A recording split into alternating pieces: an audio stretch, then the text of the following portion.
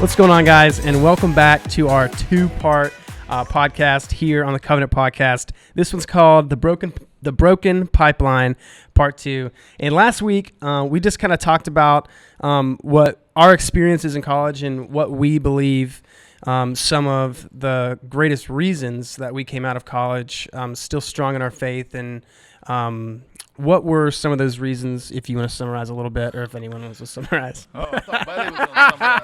I didn't want to just throw it on her. I didn't want to throw it on her. Listening, because I'm the older guy in the room, undoubtedly. I went to UNC Charlotte back when they called it UNC Charlotte. Now they just call it Charlotte. So, you know what I'm saying? Well, I found out from Lance that the greatest influence in his life, was his grandmother. Mm-hmm. And then he had some older guys that were a little bit older than him, like one generation above him in youth group here at Covenant that really poured into him. And then Bailey, her story was a lot the same, but ultimately she surrounded herself with people on our worship team here because she's got such a gift in that area. Thank you. Thank you. And so she gained some accountability from that and her parents. And then your answer was pretty cool. When you went to college, you were surrounded by other believers, guys that weren't afraid to tell you the truth and hold you accountable. So I just thought that was pretty cool that y'all had similar stories in some ways, that it was mainly a decision that you made. At the same time, you had accountable friends your own age or thereabouts that held you accountable to doing it the right way. And anyway, that's the summary. Yeah. You're up. And anytime somebody asks me, like, what was the thing that did it for you? Is the accountability of surrounding yourself, because you're going to do what those people do around you, which is why, to help combat this next question, which some believe that there's an agenda within the college community to change the ideology of these new people coming in. Do you guys believe this is true? Because I know my answer, but I'll go last. Oh, you're going to go last on this one, huh? Wow. Bailey has a lot of stuff on her little iPad thing. Yeah, that's cheating. Look. Okay. So I feel like my perspective personally is different than yours because I went to a Lutheran college. But I had professors who publicly discussed that they were non-believers, they were atheists. So I'm not saying that my perspective is completely sheltered and protected from outside influences whatsoever. But for me, I don't believe that college has a hidden agenda to, change your ideology. I do not believe that. I believe that they want you to question it. And I don't mean that in a negative way. I get it. I mean that they want you, I feel like away at college, they challenge your perspective and your ideology.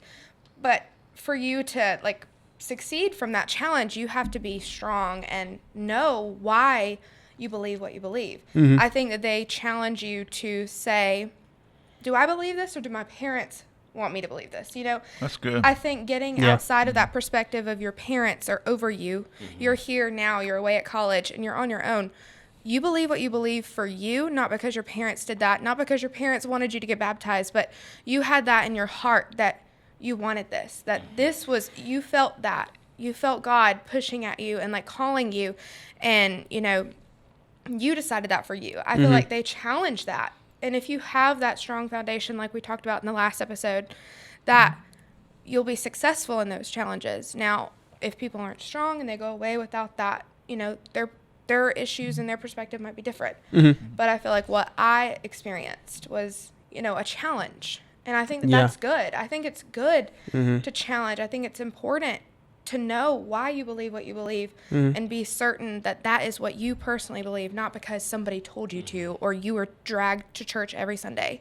I think it's important to, make it personal for you as an individual. Now that you're a young adult and you're away from your parents, decide that for yourself. Jeez, man, that's good, man. Sorry. Really I took a lot of notes. Okay. Oh, yeah, teacher's pet over here. I'm just a nerd, okay? Lance, do you think? Yeah, all right, back to the question. Do you think they do it on purpose? Do you think they're trying to destroy the church on purpose? I mean, I know that's kind of drastic, wasn't it? That was a little old-timer. Yeah. My fault. I think I had one college course that, back to Bailey said, it just challenged me personally to really think, like, why do I believe that way? Mm-hmm. And so it helped me kind of understand and go deeper into the Word. But do I personally think there's an agenda there? Some sort. It just depending on which college courses you're taking. So I was mainly in the rec and business field, and we really didn't get into a lot of details, more to say. But when you have your elective courses, that's when some of the discussion came up. And so I think Bailey hit it right on. It's really you testing yourself to understand why. And when you understand why, you start to see things in a different light and you want it more. Yeah. But I think it's the pressure, the temptation. Are you going to stay faithful or are you going to become unfaithful? And so you got to take that upon yourself and really just challenge your heart and see where you're at with that. But Bailey, right on. Right on. I think, and this is totally, way, many years after being on a college campus, I think people in general like to be a part of movements, and if they think they're making a difference. I think we're all born with this thing in us, and I'll get to you in a minute on that one, answer your question.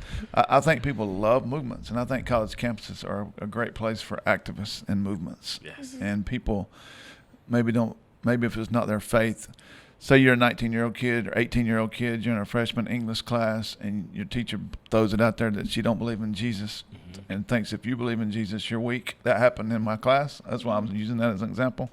Thank God I wasn't 18 when that happened. I was 22 years old. I'd gone back to school a little later. But I watched 18-year-old people crumble that were Christians in my freshman English class at Charlotte. And they didn't have the wherewithal to take a stand. But then they were offered other things to participate in and activism and to make a difference or feel like you're really mattering. And I think people like to join in movements, and sometimes those movements don't always align with the Word of God and maybe how you were raised, But anyway, I don't know why I threw that in there because That's good. I want you to answer next. What did you say? What your thought was on that? Was it purposeful? Yeah, I don't think it's on purpose. I think some elective courses, I think some professors go out of their way to make it a point. Yeah.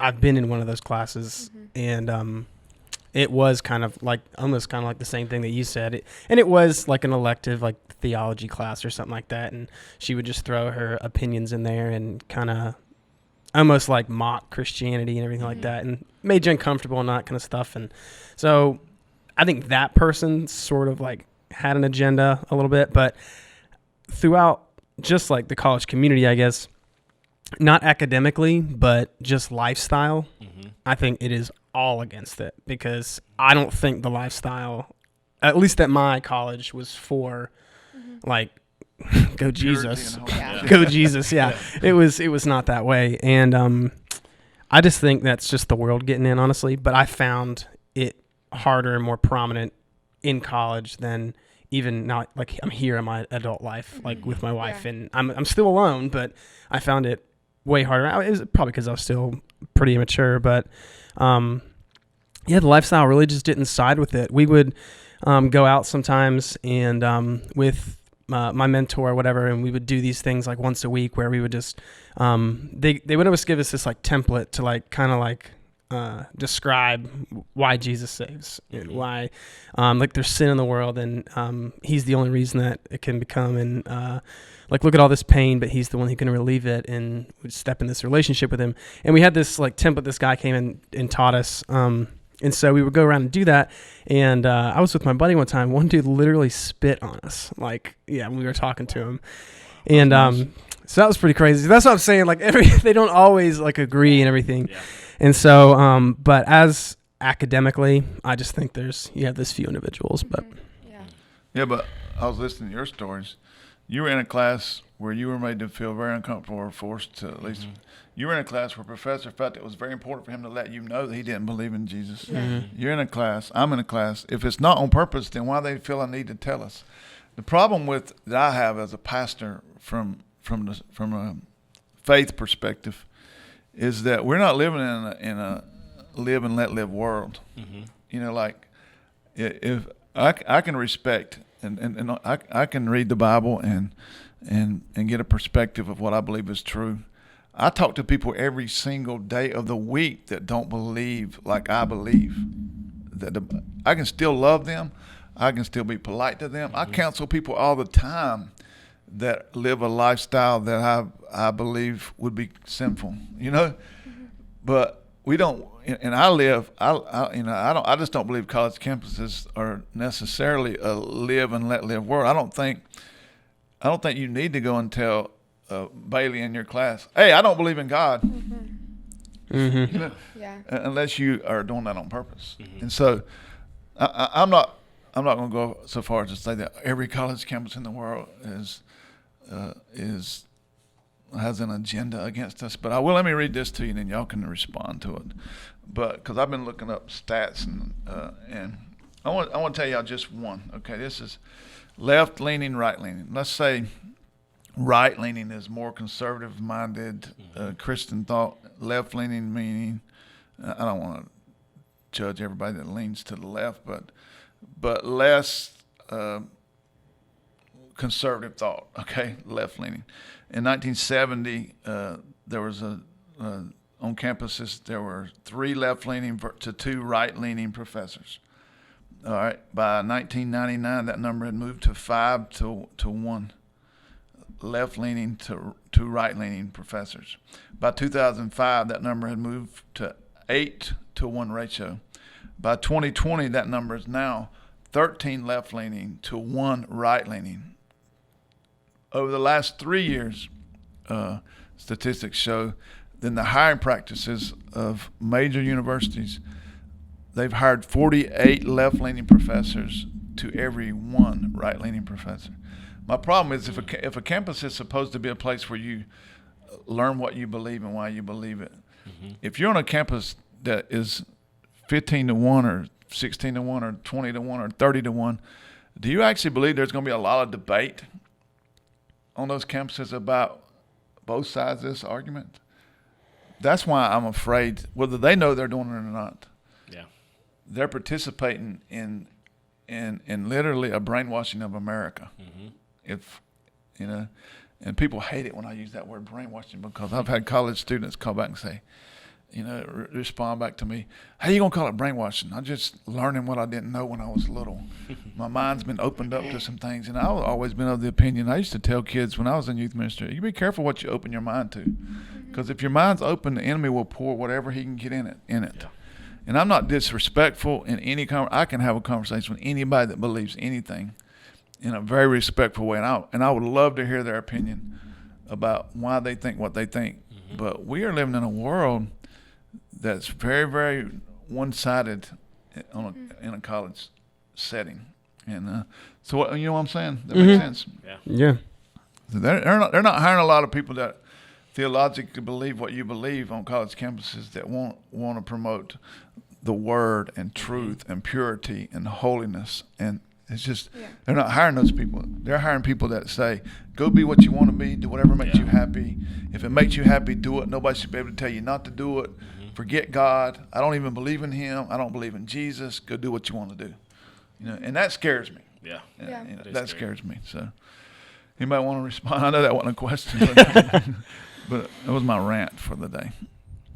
Doesn't mean I don't love those people that think that. It just means I think instead of you responding to me with, I just learned something new when I got out of little old Lincolnton, I want to look at you and say, yeah, but what's the value of you learning that? Yeah, what's the benefit? Yeah. How's that going to help you in your walk with Christ? Do you have a walk with Christ anymore? Can that not be the thing that pulled you away from your walk with Christ? When you just take off on tangents to believe whatever makes you. We're not called as Christians to just do what we want to do. Right. We're disciples of Jesus Christ. Absolutely. Anyway. That was tough. Yeah, for sure. Now you don't have anything to say. I'm sorry. Nothing to say. No, but when you look at it that way, in that lens, to where the odds are against you, and you're stepping into what most of society believes that higher education is going to get you that next level. Right. But when you have those negative influences tempting you, then it becomes hard. Yeah. I think it's definitely going to be a test, especially for our kiddos now, who, I think now is more than ever is probably hitting more. And it probably was when I was in school, but I think I was just so blind to a lot of the stuff and really just stayed to myself a lot of times that I really didn't see it. But knowing that the heighten of social media, just all media outlets is really playing an influence. And, we just got to prepare our kiddos to be ready in test of time. I think it's going to be very, very key to make sure that they're grounded before they even get to that level. And, and if it is, I think it's a growing awareness too, to say, hey, if you're going to this school or whatever it may be, not discouraging them, but just be mindful. That, right, if you look Or at maybe do what Bailey's parents decided to do. No, you cannot go yet. Yeah. You're not ready. Yeah, knowing your kids like on what level they are spiritually, I think has a huge impact on the decisions that you make for your kids, because they're 18 years old, but they don't have the knowledge nor the stability to stand strong when they are challenged, because okay, sure, they decided everything for you up until this point. So now you're going to go away to college and you're going to be given these hard questions. And if you don't have, like I've talked about multiple times, that foundation, you could easily be swayed. You could be like, well, why is that true? Why? I don't believe in God because they said this and there's no way that that's real. But I think like kind of the same perspective that you had in that class. My professor talked about being atheist and talked about, I don't believe in God because this happened to me, and if there was a God, that wouldn't have happened to me. There was a girl in front of me who was 17 years old who graduated early from high school, and I got so upset. I was like, this girl has no idea, like, that this person just put that challenge or that little bit of knowledge in her head, not knowledge, just opinion that should not have been given to a young child to make them question themselves, and she doesn't have the knowledge to back it up because she was so young and she wasn't prepared to be challenged in that way. And I think he knew that. In my opinion, that guy would know that. Yeah. That he was bringing that kind of confusion, and he probably liked it. I don't want to judge him because I don't have a clue who he is. Yeah. I think there's a little bit of a part we're missing to this. I just thought of it. I think when we were kind of talking about this, it's almost you're saying that when they go off to college, they're going to come back totally not believing in God, will believe in the other way.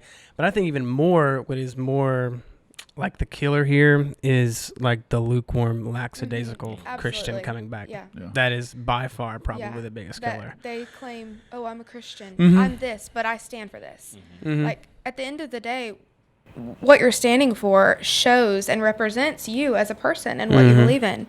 And if what you're standing for doesn't represent, anything that has to do with biblical truth, that's not doing you any favors. And that's, you're, like you said, lukewarm. That's what I agree, I think makes the most damage onto a person. Yeah, because, in some ways it's not necessarily that if it only happened to me once in a class whenever that happened. Out of all of my credit hours, I was obviously business major, so there's no real talk about that with my classes. Right. I never lost thought my about that thought. until y'all said that. Because I was an English major and we talked about spiritual stuff all the time. If you were in, I guess artsy kind of stuff like in business, you are like we're learning like theories of business. That's cool. I didn't. Really, a lot of it matters on what you major in. Yeah, probably a good decent amount of it. About religion. I regretted the theology class. We'll just say that. I get it. So what we're gonna do? Let's I don't know. We were talking about this in our break. Like, what can we do to help spark change? And Bailey thinks she had some good ideas. Okay, I just took a look. I didn't mean that in a negative way. Like that. Don't she come at feels me like that. No, I actually trust Bailey too, because I've asked her. I said, in fact, we're gonna actually follow up with this. We've talked to some of her age kids, her young ladies, that are her age that grew up in our youth group. We're gonna have some back and forth together, and we'll give you the feedback because the new youth pastor about how to, But what do you? in your investigation already, what do you think we can do to change it and make it better now? Okay, so I have like several ideas and I'll try to make them quick. But one of them that I had is what we talked about kind of in the last episode, is just having somebody that already has that relationship established, or even for me, a meaningful relationship is somebody just a little bit older than you. You know, like somebody who's my age, say, and I'm texting or reaching out to that person who just moved away to college. That kind of relationship for me lets me know, like, I can trust that person. They're older than me, but they still, like, you know, they still kind of get it. They're not my parents. Yeah. What if they grew up with you in the youth group too? Exactly. Yeah. They probably look up to you. Exactly. Yeah. And being that person, having that person for them, just to reach out to them, keep them engaged. But like we talked about, being like, letting them know, no matter what, you can come to me. You can come back to your church. You can come home. Like, I think that's an important thing to remind those kids, is that no matter, and it doesn't, not to discredit our church, like maybe they go to a different church. They can still go home to their church. That's right. If they're still involved, they're still pursuing relationship. I think that's just the most important thing, is to just keep checking on these kids, even if they don't respond. If they don't want it, that's on them. You know, we are just trying to make an effort.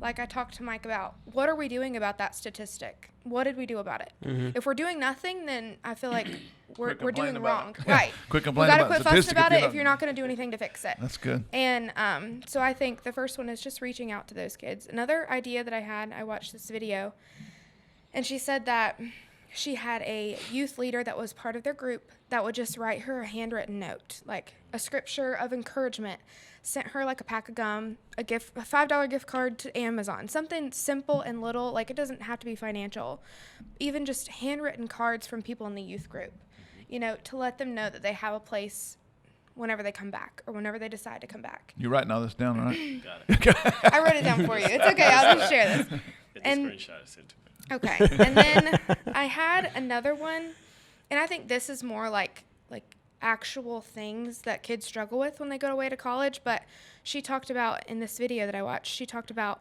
how at her church, one of the coolest things that she did, or they did, was they had asked the kids, like, what is it that you are most scared about for going away to college?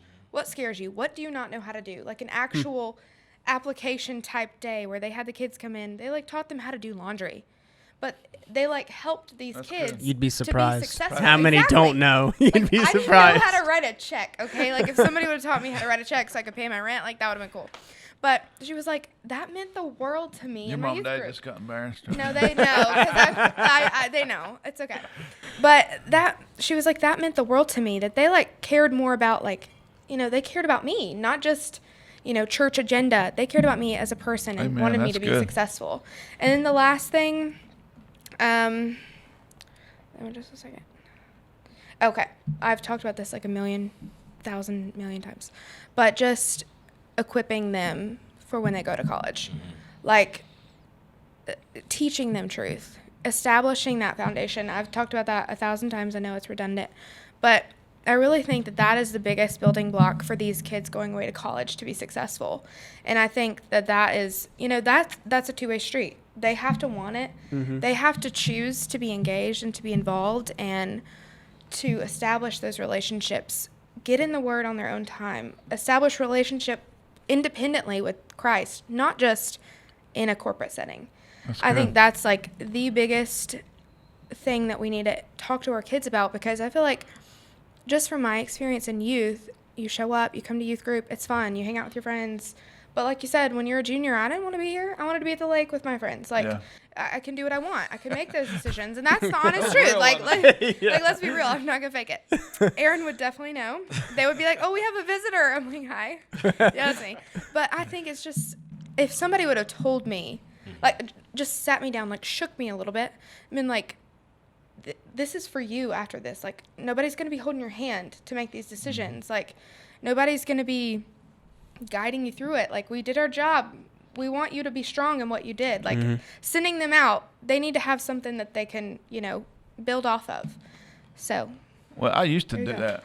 I mean, yeah, you're head up, but listen, I used to do that when I was a youth pastor and say, Yeah. you're going to need this in about Yeah. 30 minutes from now, so you Yeah. better be here. And then their mom and dad let them go to the lake.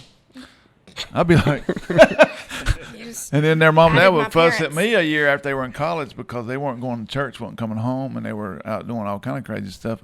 And I was like, well, I begged you to like send them so we could build this foundation. Yeah. You know, so it's a parent thing along with Yeah. the partner and with the church. I love those ideas though, too. but Those are good I stuff. think the parents have to be engaged while they're in 11th and 12th grade to get them over Yeah. here to the church so they can get, because everybody in 11th grade goes, oh, I don't want to go. My friends don't go. I mean, I've had 3 daughters go through this youth group, right?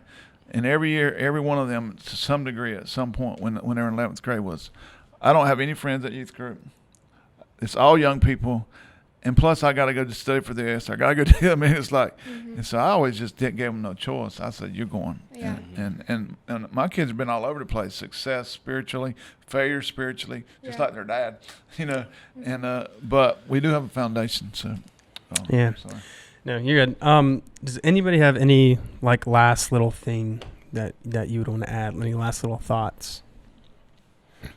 In closing, I guess like the last little bit that I could have relating back to the parents, just encourage them. Like, I think, because that's a lot. Like, I had a conversation with one parent, and she just felt like this huge amount of pressure. Like, I guess whoever it was wasn't as successful or living the way that she had wanted.